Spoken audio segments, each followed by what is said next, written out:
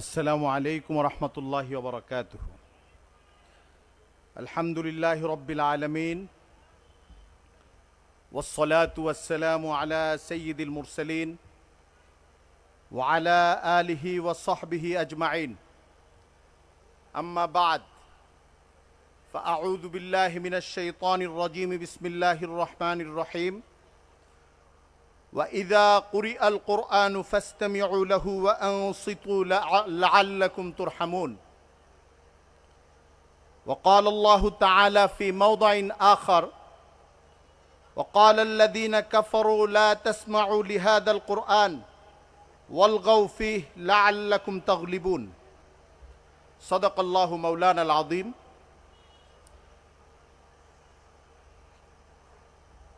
মৌলভীবাজার মুসলিম কমিউনিটির পক্ষ থেকে আয়োজিত আজকের মুবারক এই আন্তর্জাতিক কেরাত সম্মেলন, আলোচনা ও নাশিদ মাহফিলে সম্মানিত সভাপতি সাহেব মাওলানা শায়েখ নূরে আলম হামিদি সাহেব, বরুণা মাদ্রাসার মুহতামিম শায়েখ বদরুল আলম হামিদি সাহেব সহ মৌলভীবাজারের প্রবীণ বর্ষিয়ান ওলামায়ে কেরাম, তরুণ আলেম, ছাত্রবন্ধু, পেশাজীবী সুধীবৃন্দ, কোরআন প্রেমিক ভাই ও বন্ধুরা,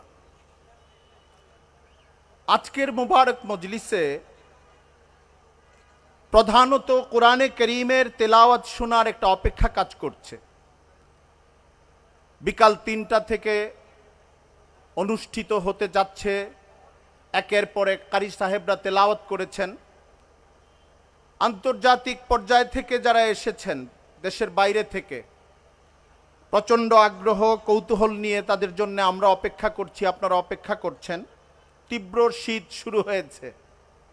আমরা জানি এই সময়টা আলোচনার সময় না। শুধু সংক্ষেপে কয়েকটি কথা, যেহেতু আমাকে ডাকা হয়েছে, যারা আমন্ত্রণ জানিয়েছেন তাদের প্রতি কৃতজ্ঞতা এবং মোবারকবাদ। আর কোরআনের এই মজলিসে, এই বাগানে হাজির হতে পেরে নিজেকে সৌভাগ্যবান অনুভব করছি। ছোট্ট কয়েকটি কথার একটি হলো, হযরত রাসূল করিম সাল্লাল্লাহু আলাইহি ওয়াসাল্লামের ব্যক্তিগত নিজের আমল, সাহাবায়ে কেরামের আমল থেকে কোরআনের তেলাওয়াতের প্রতি যে ভালোবাসা, এটা একটা আলাদা শাস্ত্র হিসাবে ইসলামী আলোচনায় খুব গুরুত্বপূর্ণভাবে আছে। কোরআন, তার তেলাওয়াত, তার ধ্বনি, তার শব্দ, তার মর্মের যে প্রধানতা, এটার সঙ্গে এটাও গুরুত্বপূর্ণ। কোরআনে করিম হুদাউ ওয়া রাহমা, কোরআনের মর্ম এবং মেসেজ পৃথিবীর মানুষের জন্য সবচেয়ে গুরুত্বপূর্ণ। কিন্তু কিছু কিছু মানুষের এটা একটা ধারণা আছে যে কোরআনের অর্থ না বুঝেও তেলাওয়াত করলে কোনো ফায়দা আছে কিনা। সাহাবায়ে কেরামের অশ্রুসিক্ত তেলাওয়াতের আপনি অগণিত অজস্র বর্ণনা পাবেন। হযরত উবাই ইবনে কাব রাদিয়াল্লাহু তাআলা আনহু সাহাবায়ে কেরামের মধ্যে সাইয়্যিদুল কুররা, রাসূল করিম সাল্লাল্লাহু আলাইহি ওয়াসাল্লাম যাকে হাদিসের বর্ণনায় সুসংবাদ শুনিয়েছেন যে আল্লাহ তাআলা আমাকে বলে দিয়েছেন তোমাকে যেন আমি কোরআন শোনাই। হযরত উবাই প্রশ্ন করেছেন, আল্লাহ কি আমার নাম নিয়েছেন? রাসূল করিম সাল্লাল্লাহু আলাইহি ওয়াসাল্লাম বলেছেন, হ্যাঁ, তোমার নাম বলেছেন। আবার তিনি প্রশ্ন করেছেন আরেক ভাষায়। এরপরে কাঁদতে শুরু করেছেন। এত সুন্দর তার তেলাওয়াত ছিল। ইতিহাস বলে যে কয়েকজন বিশিষ্ট সাহাবী কোরআন শরীফ সংকলন করার সময়, গ্রন্থভুক্ত করার সময় দায়িত্বপ্রাপ্ত ছিলেন। হযরত উবাই ইবনে কাব রাদিয়াল্লাহু আনহু তার মধ্যে অন্যতম ছিলেন। কোরআনের তেলাওয়াত, যেটাকে এক এক সময় এক একটা পরিভাষায় পৃথিবীতে বিখ্যাত হয়েছে, আমরা কেরাত হিসাবে জানি। প্রধানত কোরআন শরীফের তেলাওয়াতই এটা মানুষের হৃদয়কে কতটা আন্দোলিত করে। যিনি কোরআনের মর্ম বুঝে না, তর্জমা বুঝে না, তাফসির বুঝে না, কোরআনের তেলাওয়াত হতে থাকে আর ওই মানুষটার চোখের প্রবাহিত অশ্রু দেখে এটা বোঝা যায় যে কোরআনের অ্যাকশন, প্রভাব, কোরআনের আসর, কোরআন মানুষের ভেতরকে যে স্পর্শ করে, শুধু অর্থ দিয়ে নয়, তার শব্দ দিয়ে, তার ধ্বনি দিয়ে। কোরআনের যে সুললিত একটা ভাব আছে, মৌজিজানা উসলুব আছে, যারা আরবি ভাষা বুঝেন, কাফেররাও তো বুঝতো। এই জন্যে কাফেররা কোরআনে করিমের আওয়াজ শুনতে থাকলে ভয় পেতে থাকতো এবং হট্টগোল তৈরি করার কথা বলতো, কারণ তারা কোরআনের মর্ম এবং কোরআনের যে ভাষাগত অসম্ভব অলৌকিক যে প্রাচুর্য, যেটা আরবি ভাষায় এর আগেও ছিল না, পরেও আসে নাই, এটা বাংলা ভাষায় আমরা বুঝবো না। পৃথিবীতে একটা ভাষা থেকে আরেকটা ভাষার তর্জমা হয়, এটা বক্তব্যের তর্জমা হয়, মিনিং বলি আমরা, কিন্তু এই তর্জমাটা কোনোভাবেই ফুল তর্জমা হয় না। আমরা কোরআন শরীফের যে তর্জমাগুলো পৃথিবীর বিভিন্ন ভাষায় দেখি, ওই ভাষায় কোনোভাবে আল্লাহ তাআলার কথাটাকে বলে দেওয়া হয়, কিন্তু আল্লাহ তাআলা কথাটাকে ঠিক যেভাবে বলেছেন, আরবি ধ্বনিতে, আরবি শব্দে, আরবি ব্যাকরণে এই কথাটার যে মর্ম, এটার বালাগাত, ফাসাহাত, অলঙ্কার শাস্ত্রে এটার যে সৌন্দর্য, এটা আরেকজন ভাষার মানুষ আসলে কখনোই অনুভব করতে পারবে না। এমনকি আরবি ভাষী, যিনি আরবি ভাষার এই প্রাচুর্য সম্পর্কে জ্ঞান রাখেন না, তিনিও ভালো করে বুঝবেন না। যারা আরবি ভাষার নাহু, সরফ, ব্যাকরণ, শব্দ প্রকরণ, অলঙ্কার শাস্ত্রের একটা পাণ্ডিত্য অর্জন করেছেন, তারাই শুধু এটা বুঝবেন। তারপরেও কোরআনের মাধুর্য এত, কোরআনের ধ্বনিগত সৌন্দর্য এত, যে পৃথিবীতে শান্তির বাতাস বয়ে দেয় কোরআন। কোরআন গোটা পৃথিবীর উপরে যে সভ্যতা, এই সভ্যতার উপরে কোরআন যে অবদান রেখেছে, 1400 বছর পার হয়েছে, অনাগত প্রজন্ম কিয়ামত পর্যন্ত কোরআনের এই অবদান থেকে পৃথিবী বের হতে পারবে না। রাসূল করিম সাল্লাল্লাহু আলাইহি ওয়াসাল্লাম দুনিয়াতে যখন তাশরিফ আনেন নবী হিসেবে, তখন গোটা পৃথিবীর অবস্থা একটা অসভ্য অবস্থার মধ্যে ছিল। আমরা তো আরবের ওই অংশটাকে জাহিলি যুগ বা জাহিলি সমাজের অংশ বলি, কিন্তু সিরাতকাররা লেখেন পৃথিবীতে তখন বড় বড় সভ্যতা, সিভিলাইজেশন একটা ছিল রোমান সভ্যতা, তখন ছিল। আপনি সক্রেটিসের যুগ, নবী করিম সাল্লাল্লাহু আলাইহি ওয়াসাল্লাম আসার আগের যুগ, আপনি রোমান সভ্যতার অংশ পাবেন, পারস্য সভ্যতার অংশ পাবেন, কিন্তু ওই সভ্যতার চেহারাগুলো কেমন ছিল? ওখানে জৌলুস ছিল, প্রাচুর্য ছিল, ভবন ছিল, বিশ্বাস ছিল না এবং মানবিক আচরণ ছিল না, মানুষের যেটাকে প্রকৃত সভ্যতা বলে এটা ছিল না।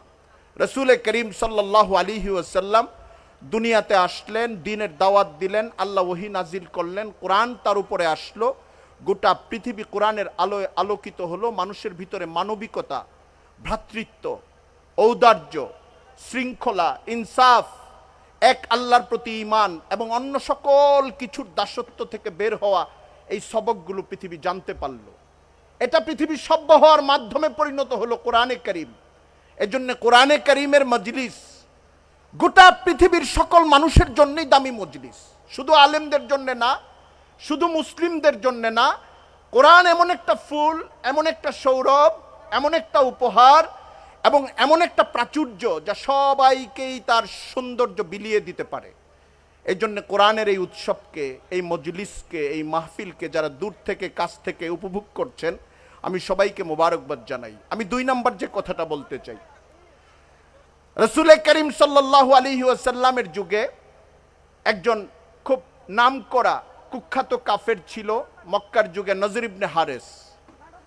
কোরআনে কারীমের একটা আয়াত, কয়েকটা আয়াত তার কর্মকাণ্ডের বর্ণনার প্রেক্ষিতে নাজিল হয়েছিল। তার কাজ ছিল মানুষকে কোরআন বিমুখ করা এবং নাচ গানের প্রতি মানুষকে দুর্বল করার চেষ্টা করা। ওই যুগের এই চেষ্টা এখনো বন্ধ নাই।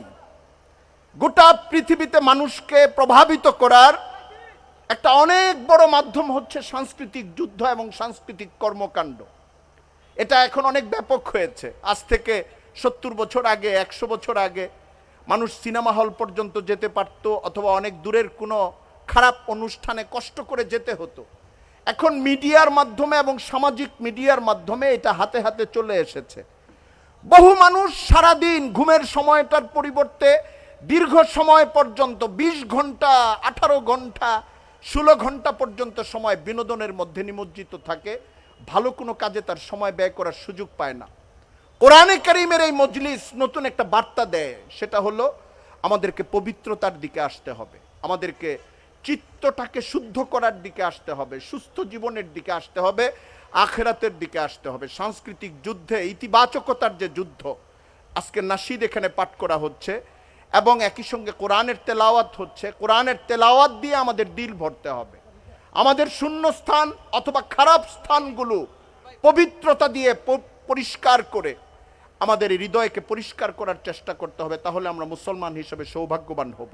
আমি মৌলভীবাজারের মুসলিম কমিউনিটিকে এবং এর প্রধান উদ্যোক্তা শেখ নূরে আলম হামিদি দূর থেকে আমাকে দাওয়াত দিয়েছেন। আমার আসতে আসতে অনেক দেরি হয়ে গেছে। আমার ধারণা ছিল আমি আসরের পর এসে হাজির হয়ে যাব। বৃহস্পতিবার এবং বাংলাদেশের সড়ক ব্যবস্থাপনার বর্তমান অবস্থা মনে হয়েছে যে আমি গিয়ে আপনাদেরকে এসে স্পর্শ করতে পারি কিনা। আমি আল্লাহ তাআলার কাছে শুকরিয়া জানাই। মৌলভীবাজার শহরের বুকের মধ্যে আজকে যে দৃষ্টান্ত স্থাপিত হয়েছে, আমি বাংলাদেশের প্রত্যেকটা জেলা শহরে যারা উদ্যোক্তা পর্যায়ের ভাই বন্ধু রয়েছেন তাদেরকে আহ্বান করব কোরআনের মজলিস করার জন্য, নাশিদের মজলিস করার জন্য। আলহামদুলিল্লাহ 5ই আগস্টের পরে বাংলাদেশের বহু ইউনিভার্সিটিগুলোর ক্যাম্পাসে সিরাতের আলোচনা শুরু হয়েছে। এটা এতদিন পর্যন্ত হয় নাই। গত 52-53 বছর পর্যন্ত এগুলি অবদমিত ছিল। গত 15 বছরের মধ্যে ইসলামী সংস্কৃতি বা জীবনাচারের প্রকাশের ক্ষেত্রে অনেক ধরনের বিধিনিষেধ প্রকাশ্যে অপ্রকাশ্যে আরোপ করা হয়েছিল। আপনারা গত রমজান মাসে অনেক জায়গায় ইফতার মাহফিলে বাধা দেওয়ার ঘটনা শুনেছেন।